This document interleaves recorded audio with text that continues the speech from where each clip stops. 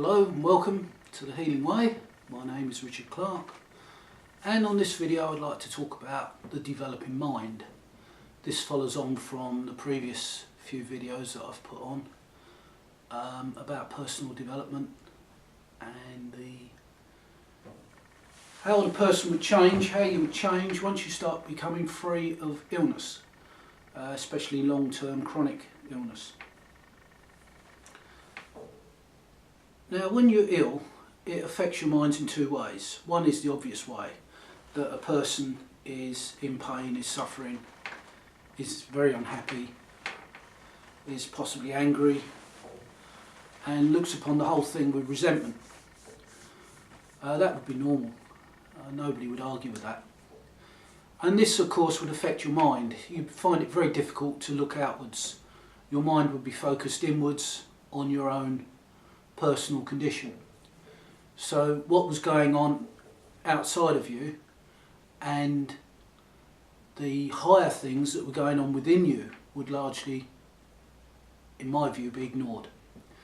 Now, the other aspect of mind is that with debilitating illness, chronic conditions, the mind is in a fragmented state. It seems to me, one of the things that I've come across while I've been doing this healing work is that our brains create mind, what we call mind, the energy field we call mind, from energies within the body. This fits in with observations I made years ago when I first got into healing, that a lot of our mental view arose from energies that pass through our body. So energies would pass through the body and go into the mind. And if those energies were contaminated with pollutants or environmental pollutants or things from outside, things from the world, if those energies were contaminated, when they got into the mind, they would create contaminated thought processes and outlooks and mental conditions. Now, it seems to go a bit further than that. At the time, I didn't realise, I didn't consider that mind, what the energy state we call mind, is actually manufactured from these energies in the body.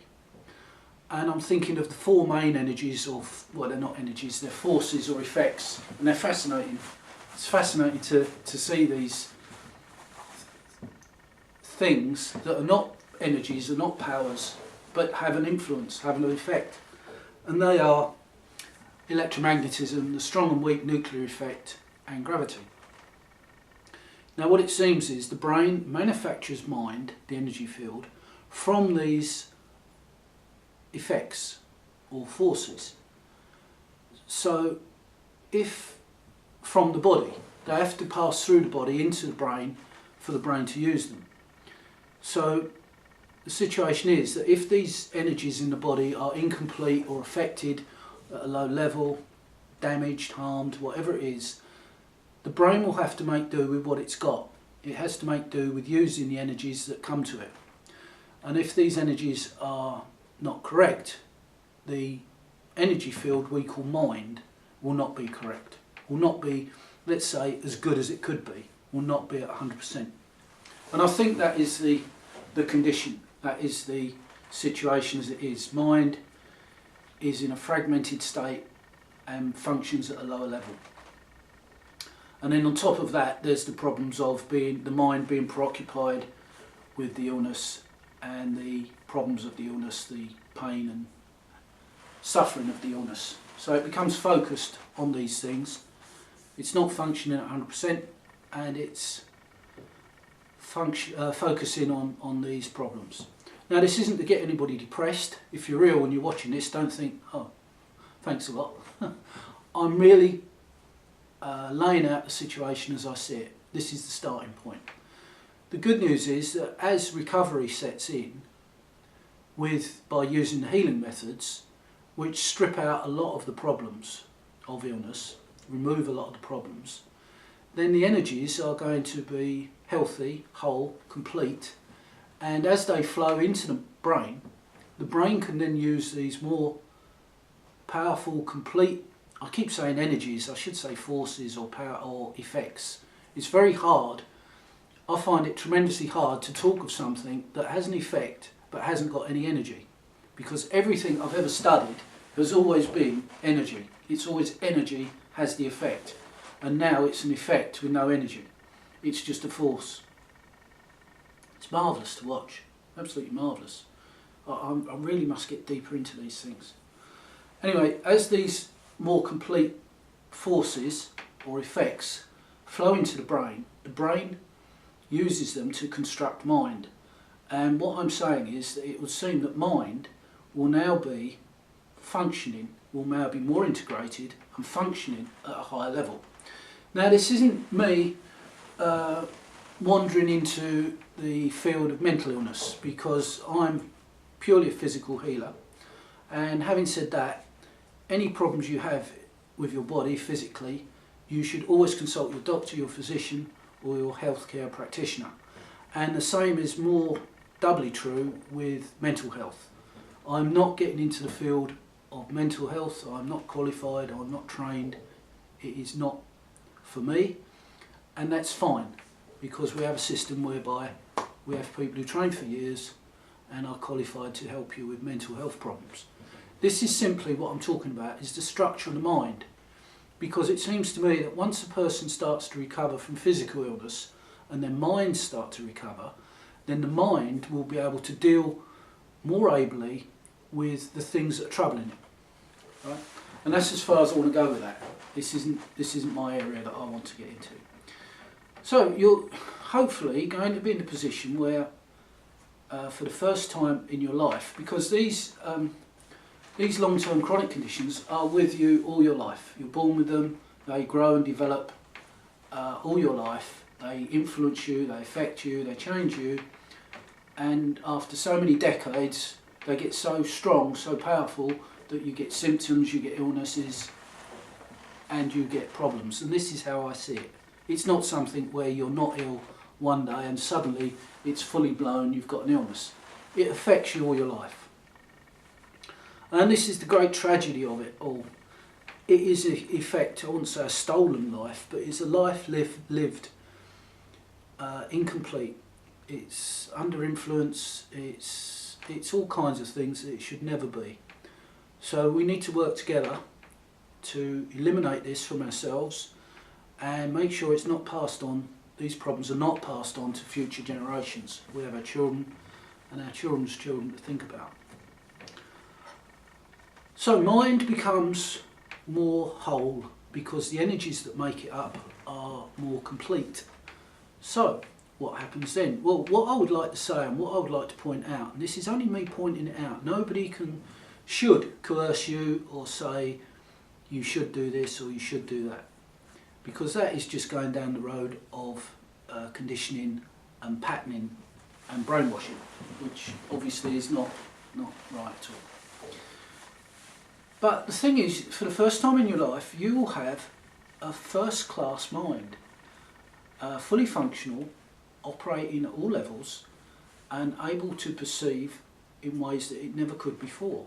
It will seem that your mind is acquiring new abilities, new insights, new powers, new ways of doing things, and that is going to be the case. There will be a transformation, usually, I'm not talking about the mind, I'm talking about the physical body now. There's a transformation that occurs usually around step 3, between steps 3 and step 4, where enough has been done for the individual parts of the body, which again have been damaged and been limited and been operating at a low level. Enough has been done to restore the individual parts so that they start to harmonise, to blend and join. And as a result, this joining, this blending, brings about a transformation on the physical level, which raises a person to a higher physical mental state, which really isn't raising anyone to anything. It's simply restoring a person to where they should be, where they would be with normal health, which is it's so important.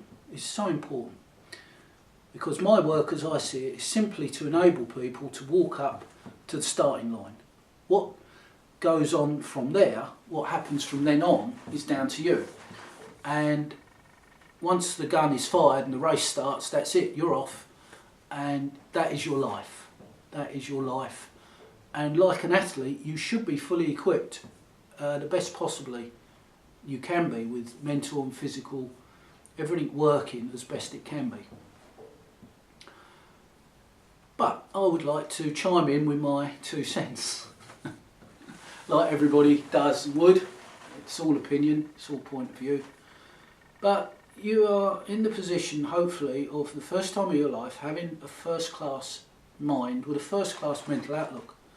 So what do you do with it? Well, it won't be just mind, it will be your body is in a state of, for a while it will be euphoria, simply because you're free of so many things that have been destroying you, destroying your, not existence, your physical existence, but destroying happiness, destroying everything, love, joy, friendship. It contaminates and damages everything, pain and suffering, it does this. So you'll be free of all that, and you'll be free, your hearts will be free, you'll be open, you'll be more caring, more considerate. But what I would ask you to do is enjoy the euphoria, enjoy the honeymoon, enjoy that time. But when it starts to wear off, give some thought to mind and what you want to do with it, what it is, because you won't be in the old you. You won't be the old you. You need to start learning about the new you with this different mental outlook, this different mind. And the place to look is within. The place to focus your mind or to start looking is within. I think mind, a tool of mind, is perception. But I don't think mind gives rise to perception. I think perception is something that is part of our brains, and it's lent or borrowed to mind to use. But perception is very, very powerful. It's a very, very powerful tool. So use your perception to study yourself or watch yourself inside, to see yourself in a different way. Learn about yourself. Learn about the changes, the differences. Learn about what you can now do. Don't worry about limits or I can't do this or no, that's not for me. Don't prejudge or put barriers up or anything else. Just look, perceive, learn, study, grow, find out, change, and have the joy of it all. You know, if you get a chance to have the joy of it all, take it. You don't need me to tell you that. So the idea is that hopefully that these transformed individuals who are acting in a completely different way, who are not in pain, not in suffering, will have a completely different impact on society. Society will be changed, or will start to change. It's not going to be a quick process. It's going to take a long while for change to filter through. There is a powerful movement or impetus in a certain direction at the moment. There's tremendous inner energy and drive going in a completely wrong direction. There's far too much destructive activity which needs to stop. And this energy, we have tremendous energy as human beings, needs to go in a more constructive direction. But that is for people with minds whose minds are adequate, who are up to the job, who can see what needs to be done, who are rational, sane, and who have learned about themselves.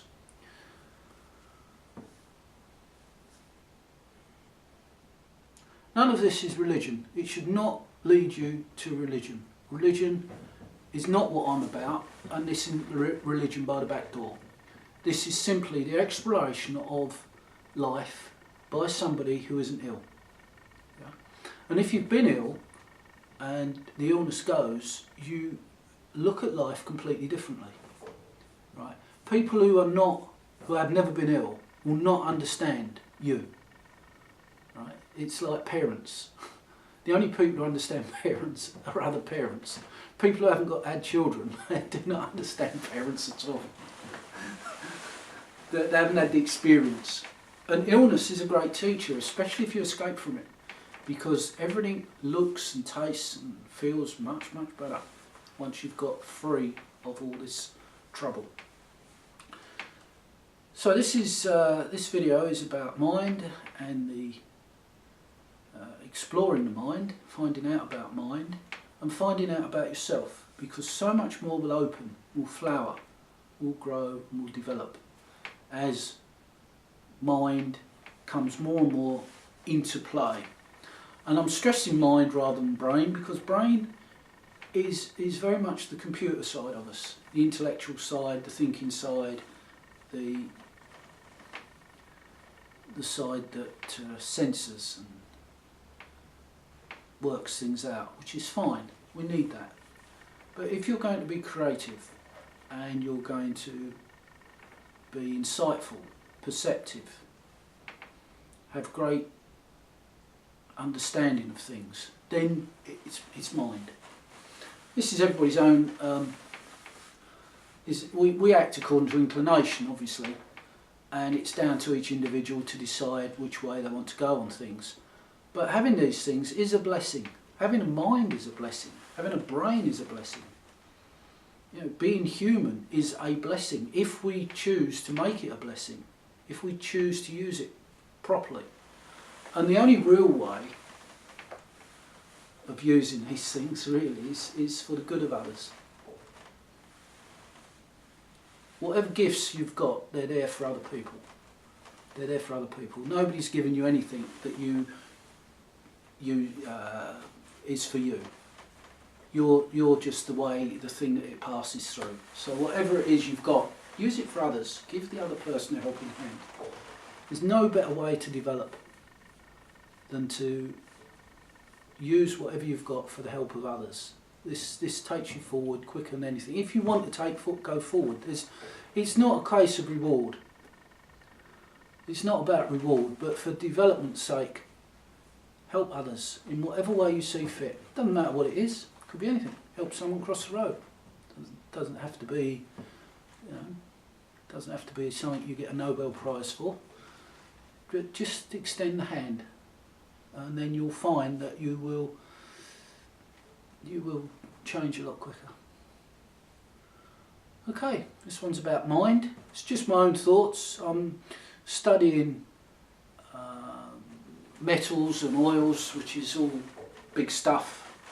It's going to need a lot of videos on that, and I'm quite looking forward to it, but it needs something that requires a great deal of brain, a great deal of thought and study, and also mind, perception, and you let the things come through and work their way out. So there's a lot there that needs to be done.